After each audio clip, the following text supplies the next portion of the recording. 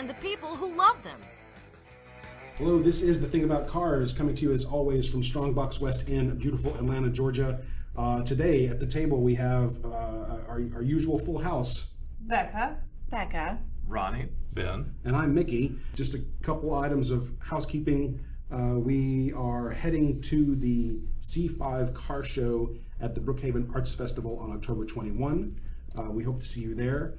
I wonder if Greg will let us record. That would be cool. Let's ask him. Yeah. I'll ask him. And we do have a Patreon page. That is patreon.com/thethingaboutcars. If you would be so kind, we are trying to raise a little bit of money to get better microphones and better recording gear, and we would very much welcome your help with that. As always, your comments and criticisms about the show are welcome via our webpage, thethingaboutcars.com, or even on Facebook if you want to find us there. On the board today, we have a good selection of topics that we're going to go into. Let's just jump right into it. The first thing I think I want to talk about is ants in the car, and that one's mine. I have ants in the Mazda. In fact, they're in the ventilation system. What? Oh my. Oh! So the question is, what in the ventilation system is attracting them? This is a new meaning for flying ants. Right. Sorry, I had to. Yeah, at first I thought they were going for crumbs or something under a seat, so I vacuumed the hell out of the car twice. I'm wondering what's trapped in your filter, possibly. Most cars have a passenger cabin air filter. So it's a brand new filter. I put it in 2 months ago. And I'm trying to remember where I got it from. It was maybe Autobarn. I don't know. I'm going to have to look to see where I ordered it from. It's kind of think like compressed air. So it's a spray type canister. What you're meant to do is put it into your ventilation and run it. Interesting. And it's pulling this cleaner through your HVAC system in the car, and I'm wondering if you might benefit from that. It depends on what's in there. Let me tell you what I've done so far. Because I think the ants are not going after food, especially since they're in the ventilation system. I think they're going after water and a cool space to live, right? So there's plenty of condensate in that system.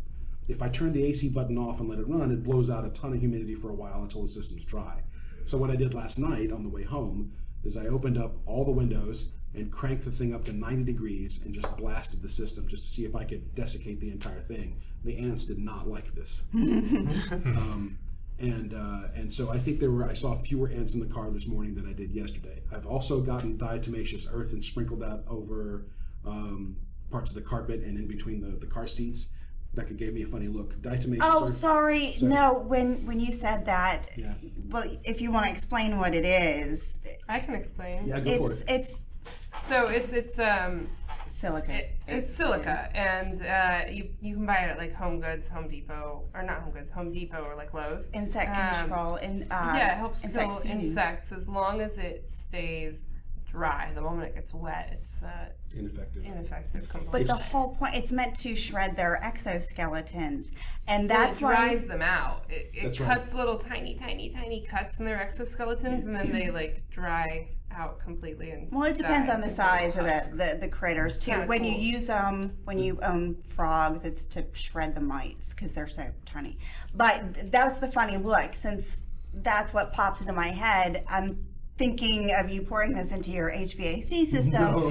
and you've got this No. diatomaceous earth flying at your eyeballs. Yeah. That was the look. That was the visual image. For the record, everyone should avoid breathing diatomaceous earth.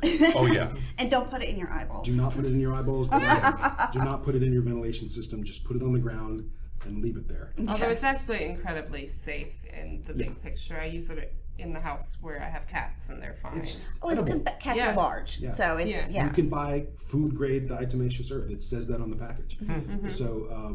So I've done that, but the ants are still in the car. I understand that the diatomaceous earth will take a few days to become effective. In the meantime, I'm tempted to put like a good old-fashioned borax ant bait in there, something like taro, or just make my That's own. where I was thinking I was. might just make my own and stick that in there. But I don't want the liquid bait in the car because I'm going to take a corner and liquid bait's going to go all over the floorboards. Not if it's in one of the bait stations. It's not filled to the brim, and the turret tends to be sticky-ish We have this is for the listener, I don't think we've ever talked about this before, but my house has a huge ant colony that likes to invade the house every once in a while.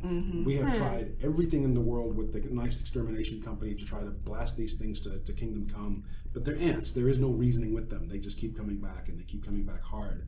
So I have put the Taro stationary ant baits in my bathroom and gone on a road trip and come back, and the stuff is spilled everywhere. Messy ants. They get drunk. Right. Yeah, party hell. Or it's me. I'll climb out of the shower and I'll inadvertently hit one of the traps, and now there's syrup all over the floor. Okay, so mix it with either borax or sugar, attracting it more to still retain the poison. The sugar would make it stickier, maybe thicker. So make it dry. One thing I did in our house, because I'm quite sure the hill we're built in is actually an ant mound. Exactly. I took this little, and you're not going to be able to see my hand things. It's a kid's type of yogurt container. I turned it into an ant bait station by drilling little holes and made it this little thing in the middle. And actually I took a cotton ball and soaked it in a borax sugar water combination. But you have to keep it wet, so you'd have to keep going in and doing that. But it worked fabulous. Well, maybe I'll just... So there's probably something you can come up with, but there is also, I think I might have mentioned it way back when, bug bombing your car. Yeah. As long as you look for the dry, non-residue foggers, because you have the electronics in the car, so you want the electronic safe fogger. It is something I've done before to cars. If they've sat too long, I will bomb them. All right, I'll keep that in mind. I'm actually not opposed to that at all. But if there's an easier way to get the ants to leave my poor Mazda alone, then I want to try to find that solution. Or maybe they just want to go on a road trip. No road trip for the ants. Sorry. I mean, we are right around the corner from winter anyway. I mean, That's the other. Yeah. most Georgia's of them will winter. probably just Well, the ants do get a lot slower in the winter. right. Yeah. At least you can trap them easier or something. We were playing whack-a-mole with the ants yesterday as they started to come out. We're Oh my gosh. so we have, my fiance, a black belt, and me, this behemoth sitting in the car. I'm like, we probably shouldn't be hitting the dashboard that hard. But we were having fun with that. Okay, what's next on the list? Disposable cars. Should we talk about that? Disposable Why not? cars. Yes. Yes. Ronny. The direction in which car manufacturers are going, and I feel like I've brought this up before. Well, and I have made comments a lot. Yeah, and I don't mind bringing it up again in hopes that a vehicle manufacturer will finally listen. And I think Toyota may have been the only one that did hear me in my prayers one night. It's getting to a point where it's getting harder and harder and less reasonable to hang on to any newer car that would be sold as a desirable car. Being that I am, most familiar with this manufacturer, I'll use BMW as an example. The modern day M3s, great cars. If any of you drove it, you would have a blast. You would smile ear to ear. They're fast, they're nimble, they're better than anything you've ever driven in your life. The problem is that they are not reasonable to maintain. They have this ridiculous cost coefficient that would prevent anyone with any form of reason to hang on to the car.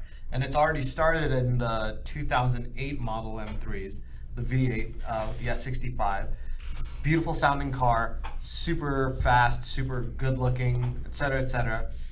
But rebuilding the engine is an astronomical cost, which isn't an uncommon job.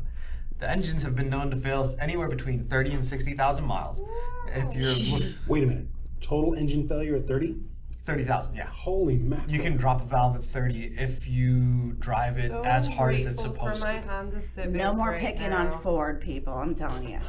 Yeah. My Right Honda there. Civic, guys. I have several. 217,000 miles right now. I'm in shock. Yeah, I have several race friends that had M3s, and they would drop valves right at the 37,000 mile mark in the middle of a race. And we're talking to a guy. I had a Honda S2000 that I bought with 32,000 miles on it. I wrecked it at 78,000 miles, hydroplaning on the highway, and I know a lot of people that have done that, by the way. Yeah, it's That car seems to do it. It's a super finicky car, and I was overzealous. It was totally my fault. I should have been going slower. But anyway, so of around the 50,000 miles I put on that car, about 25 to 30,000 of those miles were race miles. I drove that car so hard at a variety of tracks, and yes, I was replacing fluids and brake parts that frequently. But the only thing that ever went wrong with it is I lost an injector, and that was $80, and that was it. The M3, I mean, this guy did, I think, one friend I'm thinking of in particular did 6 track days, and that's where he lost his valve. And How much is a new engine?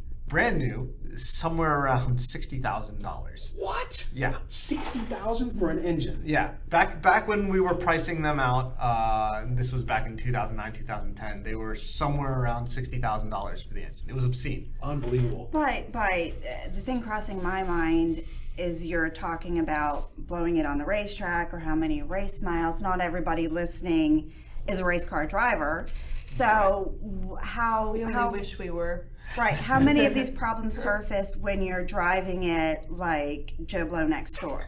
So there was a ratio that I used to hear about. I think 1 race mile is the equivalent of, I want to say it was either 100 or 500 normal miles. So it's still blowing for Joe Blow next door, but it's doing it at Later. 60,000 instead of 37. Right. So it's still happening for regular use. And then you look at the resale value of this M3, and you can get them for $28,000 now. I'm speaking specifically of the 2008 to 2012 models. Really? Yeah, and it's a great buy. But Gee, should I have gotten that instead of the G8? My family would never have spoken to me again, but they're difficult cars, and please, listeners, don't quote me on a lot of the prices that I'm mentioning on that, but I do remember them being astronomical prices, and it also didn't add up to make sense of, oh yeah, it's totally worth putting that kind of money into it. And that goes for the more common cars as well. I mean, you go for a modern day, gosh, one of my favorite cars, the Lexus IS 250, which sold at $30,000 to $40,000 in the late 2000s. Now they go for $2,000 to $3,000 because their transmissions fail, and the transmissions are about $6,000 to replace. It doesn't add up, as opposed to, you know, a 1995 Honda Civic, where if the engine blows, you can literally rebuild it from the ground up, which I did for a customer, for about $2,200. Right. Right. You know, and So- then you get another 180,000 miles out of that engine. So the topic being disposable cars, I guess the first question that I want to ask is, what is disposable? Disposable meaning a customer buys a vehicle knowing it only has X amount of life, and then it just goes to a junkyard. There's no one that can follow up on it. But haven't we kind of created that atmosphere? The majority of people seem to want to buy a new car and then turn around and sell it when it starts having any kind of issues, so it's not their problem. I'm not saying that's everybody, but that seemed to be an awful lot of the non-car people thing to do. Yes. Just buy new cars every 2 years. And I wish I could do that, but instead I'm texting a friend about helping me replace the motor mount soon. But I kind of think that we created that type of environment by the majority of us not wanting to deal with a car that needed more than an oil change, but also the manufacturers making the most money, so they just, you know, crank up the manufacturing of new cars, spit them out, and that's how they're making their money. Ben, is the Mazda 3 a disposable car? I would say no. Okay, why would you say that? Because and the reason I'm asking you specifically is because it is a recent make. It is done in the yours is not even 10 years old yet. No. So why would you say it's not a disposable car? Well, because I'm not aware of anything unusually expensive to keep it from staying on the road. It's been just dead nuts reliable. It wasn't that much to buy. It's lasting a really long time. My wife has one as well that is a bit older. It's 11 or 12 years old now, and it's just cruising right along, no issues. So I would say we both got our money's worth out of it. So, I mean, we're inadvertently giving a plug to Mazda in this regard, but Don't we always? Right. Is Ronnie right? Are we looking at a disposable culture that has extended into the world of cars? Possibly so, yeah. And it really sucks too, because they do make them. There are so many expensive ones that a lot of people really aspire to. They want it. They pay the big bucks for it, and it's gone in a few years. You know what they say about fools and their money. True. But that's when you just change it, fix it, drop in a new engine, get rid of whatever. If you truly love a car and you want that car for the long haul, there's lots of things you can do. You might end up with only the shell being the original part of it, but can you afford to, and is it worth that much to you? well, once you don't have a car payment anymore, if you were willing to. When you don't have a car payment and you're pretty DIY, it's good to know that you can keep a hold of one for a while. I could pay $60,000 for that engine, or for that same money, I could just buy 3 more used M3s. Yeah. It gets to be a weird place, because I think what a lot of the public doesn't understand is when you buy a car for whatever price, you have to reference the original price for its maintenance costs.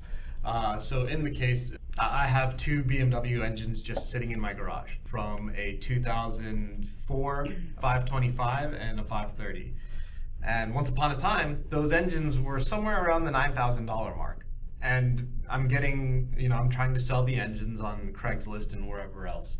People have been calling in, and I'm selling them for somewhere around, $1,300, which is pretty market average for those engines. And people will call in asking to buy them for $500 and $600. What? Yeah. And it's like, what car are you putting it in? Because if it's a project, something custom, I might be interested in just following up with it. But no, it's 2004 BMW 5 Series, and then you want to pay $500 for the engine? The car was originally $70,000. Yeah, no, that out doesn't the door. compute. Right. So if chances are they bought the 5 Series for $5,000, maybe less. And they kind of cringe at the thought of putting a fifth of the price into the repair right off the bat. The car won't sell for much more than 8 to 9, I imagine, even in excellent condition, maybe 13, 14 tops. But the perception gets horribly skewed, and it's forgotten that the car that you got for $5,000 was once a $70,000 car. But it could be as simple as somebody really needs an engine for their car and they just don't have a lot of money to spend. But then why did they get a BMW? I don't know. Because They had a thought better they got job it at for the the time. price. We cannot assume people always act They rationally loved either. the car. They got it There's for so many. what they thought was a good price, and Right. then they think, well, if you don't ask, the answer is no, so might as well ask about this engine. Right. Right. Also, Well, that's the other part of that is just there's asking, and then there's just blatant lowballing. yeah. Right. Yeah. Right. So I feel like a lot of lost expectations are made, and I think part of that is the disposable car culture. Because people think, oh, well, if the car's gotten rid of for cheap, then everything else it's probably the person didn't want to deal with it, they didn't have the time. It's never a thought that the money was the issue. And since they let go of it for cheap, it must not be that much to fix it, or something along those lines. Right. Or there's a whole bunch wrong with it, or that's just the value of the vehicle. Some cars hold value better than others.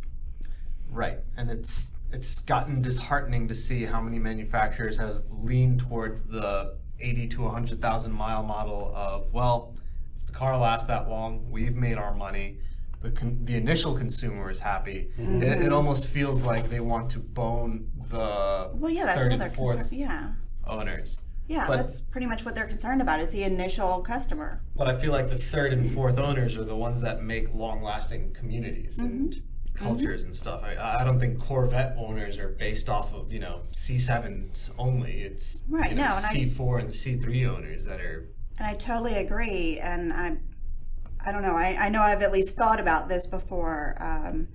The auto manufacturers having divisions instead of making all their money on just mass producing new cars also have a portion of the brand itself for restoration of older cars. I mean, why not? Instead of just having the regular repair shops, yeah, that's fine, but also have an area where they can restore the older ones. Right. Why not? Isn't that a new avenue for them to make money? And Well, this touches on another thing we've talked about in the past, which is I've heard that the auto industry wants to move to a sealed power plant. yeah, that's my concern. I mean, that would just be the McDonald's of cars. I'm Exactly. sorry. So the argument is you would then drive your new car to the dealership. They would literally lift the engine out, drop a new one in, Like and a you go home. pod, just- Exactly. Yeah, no. And they would keep their Big Mac engines on the shelf and pull, send those off for I repairs. was thinking chicken nuggets, actually. They come in those little pod things. Right. Sorry.